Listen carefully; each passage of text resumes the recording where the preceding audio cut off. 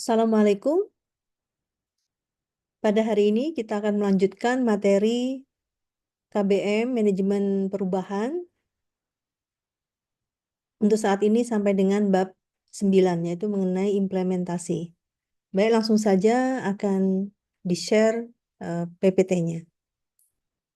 Terima kasih.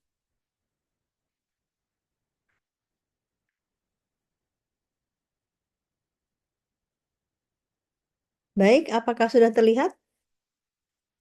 Baik, langsung saja. Mengenai bab 9, yaitu implementasi perubahan. Masalah implementasi perubahan adalah yang pertama, implementasi memerlukan waktu yang lebih lama daripada yang telah dialokasikan. Artinya bahwa dalam pelaksanaannya ternyata tidak bisa sesuai dengan waktu yang telah direncanakan, sehingga mengalami kemunduran. Dan hal ini akan menjadi permasalahan di dalam implementasi. Karena apa?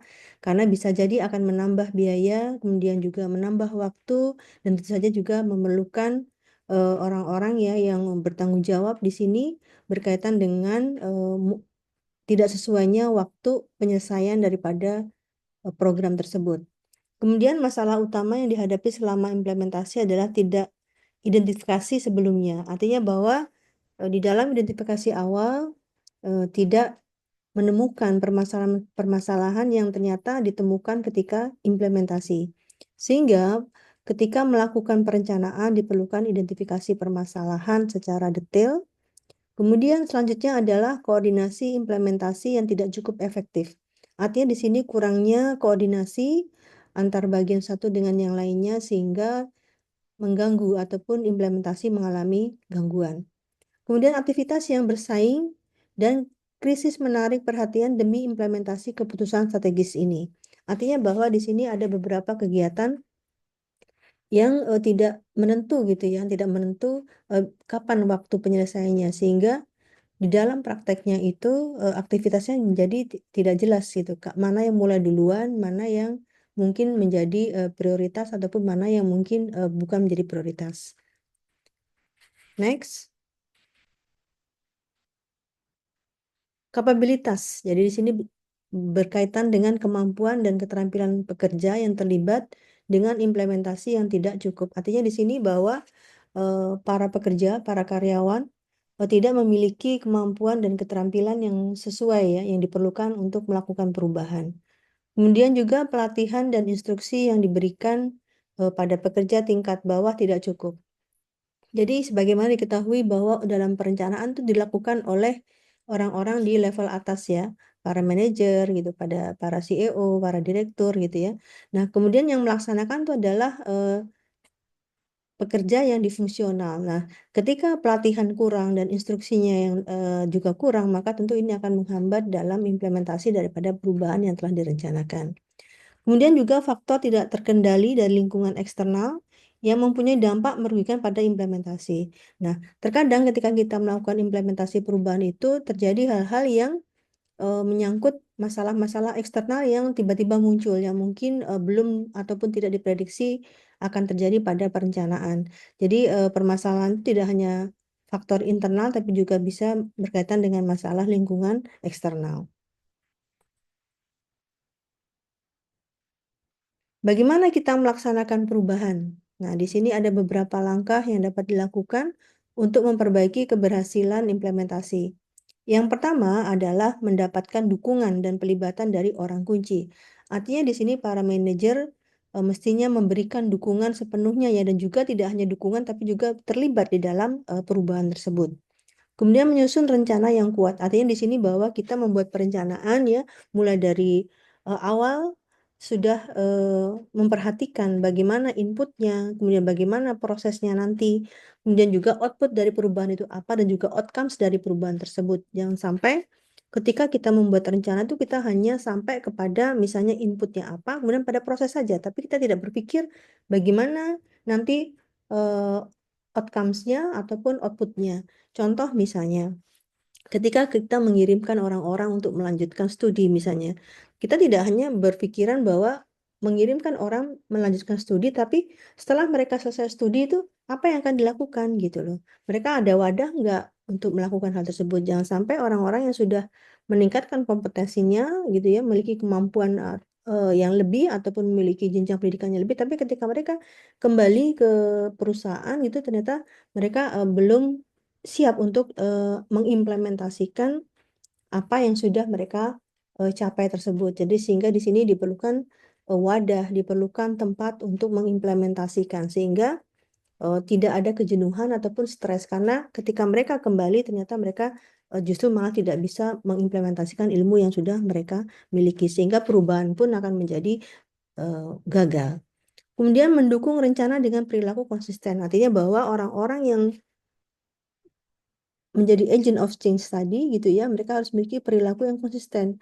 Mereka melakukan semuanya ya sesuai dengan arahan, sesuai dengan waktu yang ditentukan, sesuai dengan tugas-tugas yang harus mereka lakukan sehingga perubahan tersebut akan dapat terlaksana dengan baik.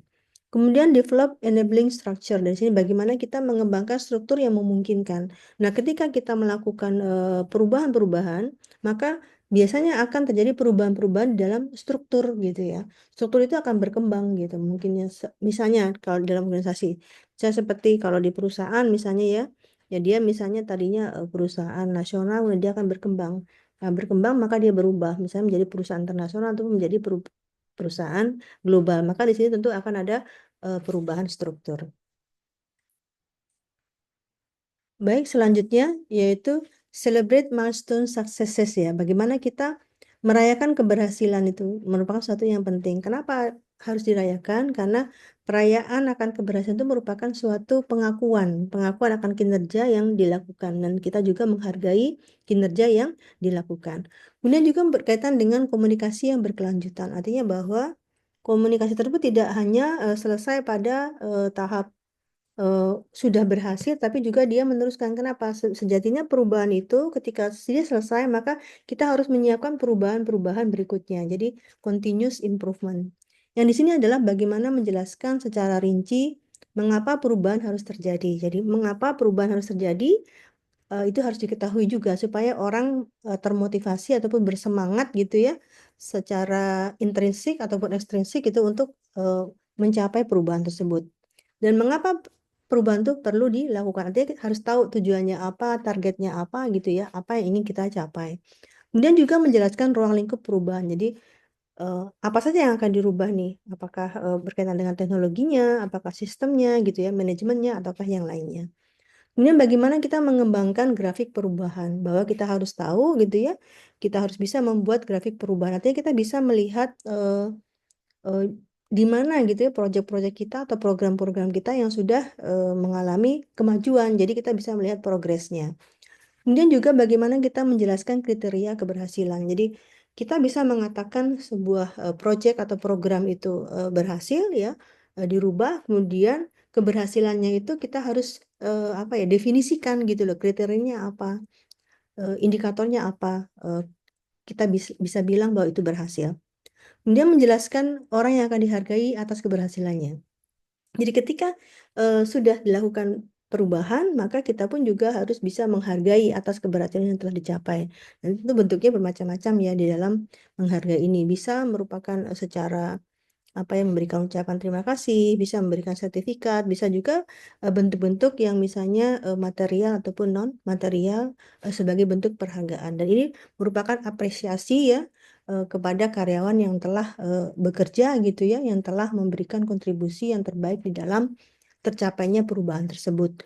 Kemudian menjadikan diri sendiri sebagai contoh bagi program perubahan. Artinya setiap individu harus memahami ketika kita melakukan perubahan, maka setiap individu harus siap menjadi agents of change. Sebagaimana perubahan tersebut tidak bisa kita capai kalau hanya gitu ya, hanya dilakukan oleh orang-orang tertentu. Tapi semua di dalam unsur organisasi tersebut mendukung adanya perubahan.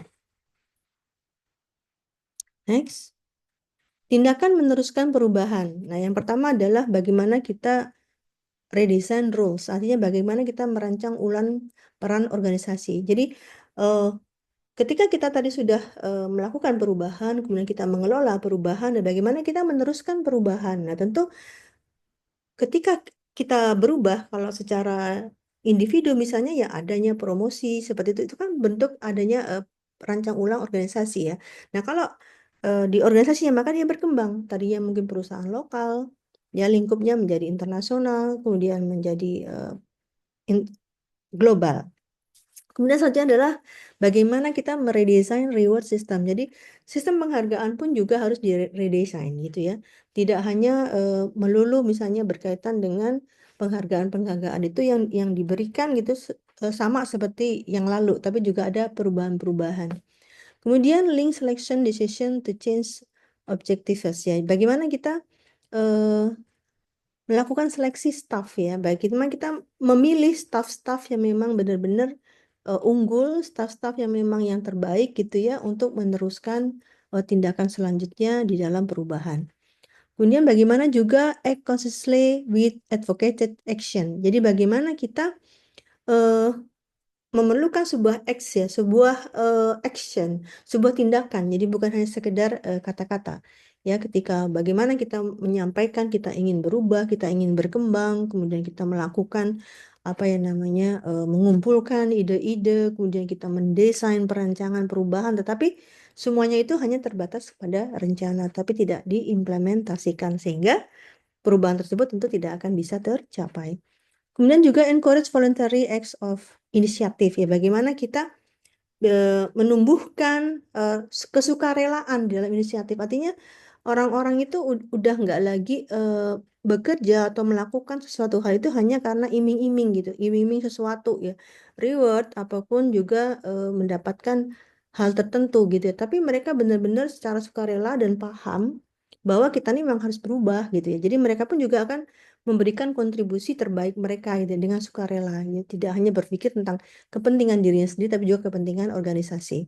Kemudian measure progress. Nah ini ya, bagaimana kita mengukur daripada perkembangan tersebut. Ya, kita lihat di sini bagaimana kita mengukur mengenai memimpin, kelambatan dan juga ukuran internal ataupun eksternal dan juga ukuran biaya ataupun yang bukan biaya. Jadi kita bisa melihat progresnya. Bagaimana dengan pelaksanaan perubahan kita ini? Apakah ada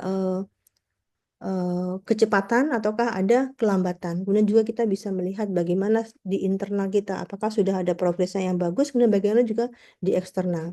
Kemudian juga kita tahu juga dari segi biaya, misalnya apakah biaya ini sudah sesuai gitu, apakah justru mungkin ada pembengkakan biaya ataupun biaya yang berlebih.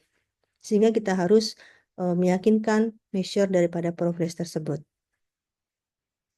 Selanjutnya, celebrate and road. Jadi bagaimana kita merayakan hal-hal yang sudah dilalui. Ini adalah bentuk apresiasi, bentuk penghargaan, dan kita eh, berhak ataupun bisa melakukan penghargaan ataupun merayakan apa hal-hal yang sudah kita capai. Nah, bentuknya seperti apa ya? Bisa bermacam-macam. Mungkin ada kegiatan apa ya?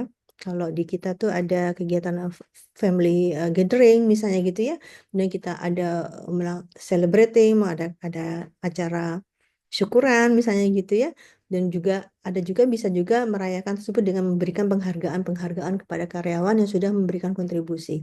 Dan juga fine tune, menyempurnakan. Jadi ketika kita sudah melakukan perubahan, maka jika ada hal-hal yang perlu lagi untuk diperbaiki, maka kita sempurnakan.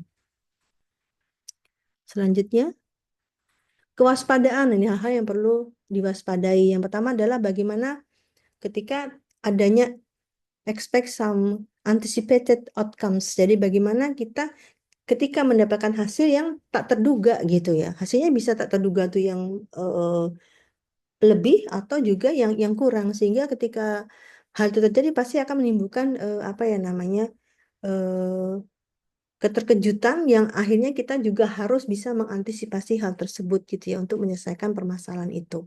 Kemudian be alert to measurement limitation. Bagaimana limitasi daripada pengukuran tersebut ya, kita harus perhatikan juga gitu ya, memastikan bahwa limitasi itu bisa tercapai.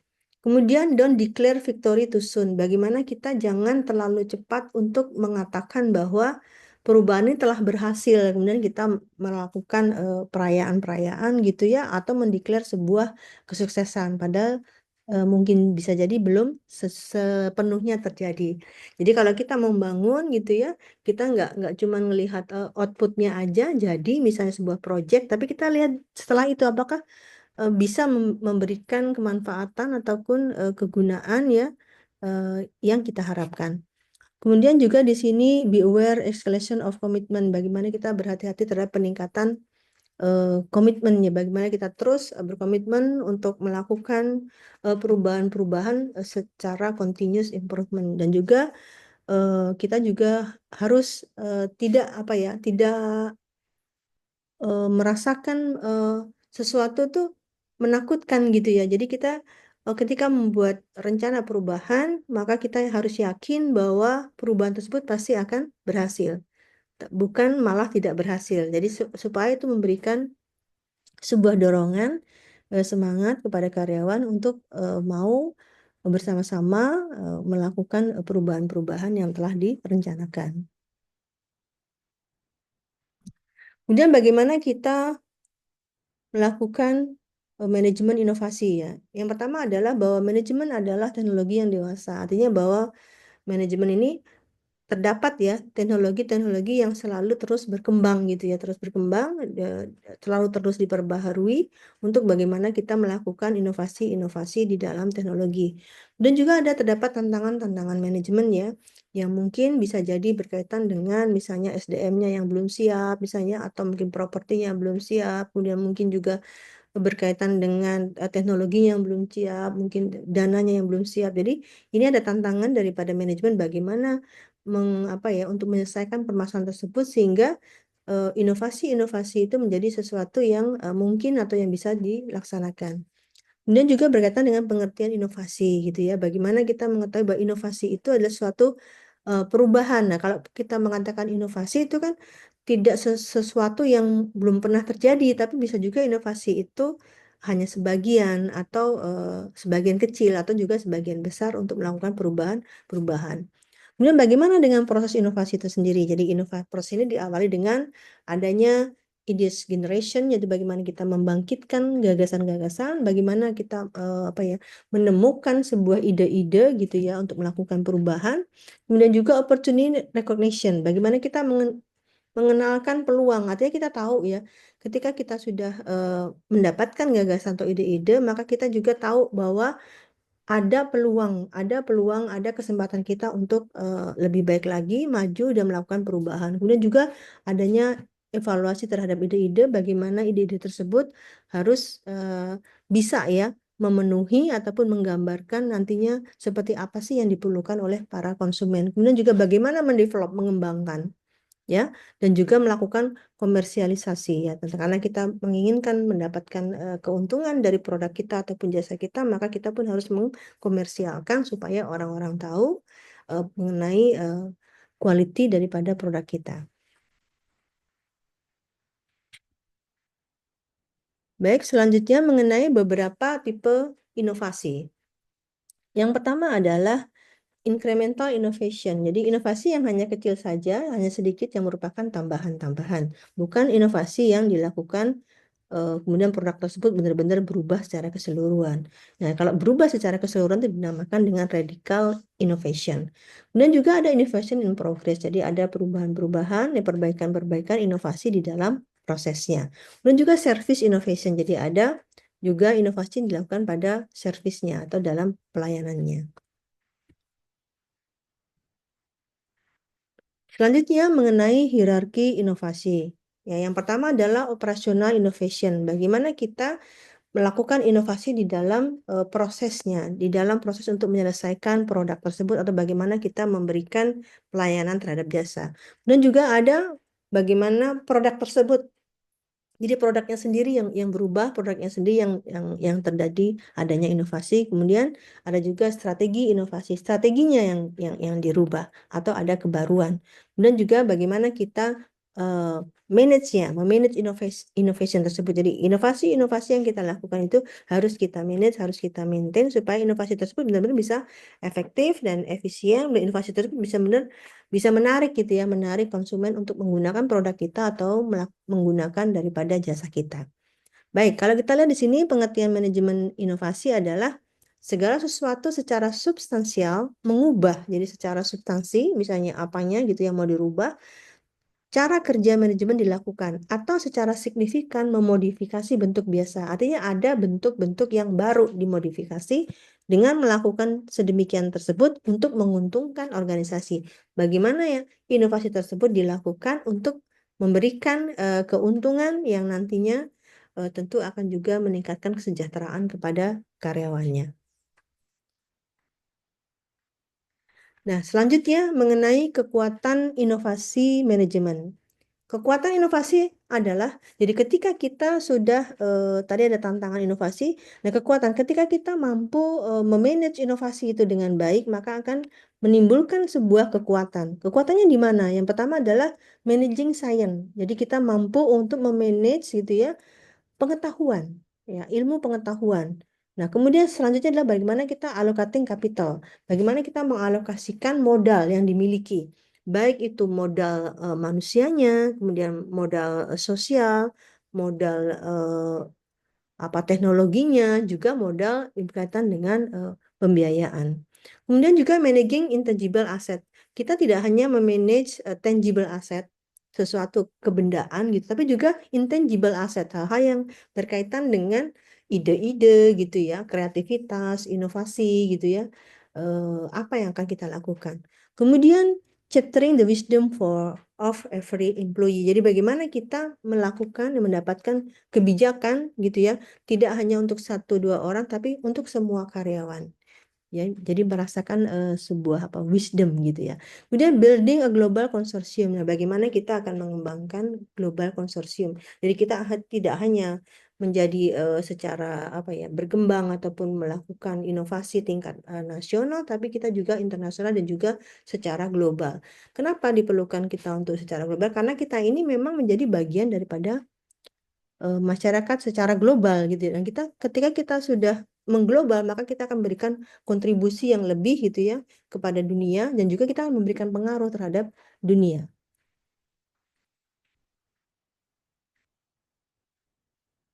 Kemudian manfaatnya apa inovasi manajemen itu? Ya, tentu saja ini akan menimbulkan akan menimbulkan atau akan menghasilkan keunggulan kompetitif, yaitu kemampuan-kemampuan kita untuk bersaing. Nah, tetapi untuk saat ini kita tidak hanya unggul dalam bersaing, tapi kita juga mampu untuk berkolaborasi karena adanya inovasi tadi. Kita bisa aja melakukan inovasi, kemudian kita berkolaborasi dengan dengan perusahaan-perusahaan lain yang memiliki mungkin hasil ataupun pelayanan yang sama. Dan hambatan inovasi apa? Yang pertama adalah manajer tidak melihat dirinya sebagai inventor. Jadi para pemimpin itu hanya sekedar sebagai follower, ngikutin perusahaan lain gitu ya, tapi bukan sebagai penemu, inventor, menemukan sesuatu yang baru. Nah, ini kita harapkan bahwa para manajer, para pimpinan itu juga memiliki kemampuan untuk memberikan ide-ide gitu, inspirasi gitu ya, menemukan sesuatu yang baru gitu, bukan hanya mengharapkan dari orang lain untuk memberikan ide-ide ataupun inisiatif untuk melakukan inovasi-inovasi. Sehingga di sini diharapkan para manajer itu adalah sebagai inventor, penemu gitu ya, tidak hanya sebagai follower. Kemudian eksekutif ragu bahwa manajemen innovation berani sebenarnya adalah mungkin.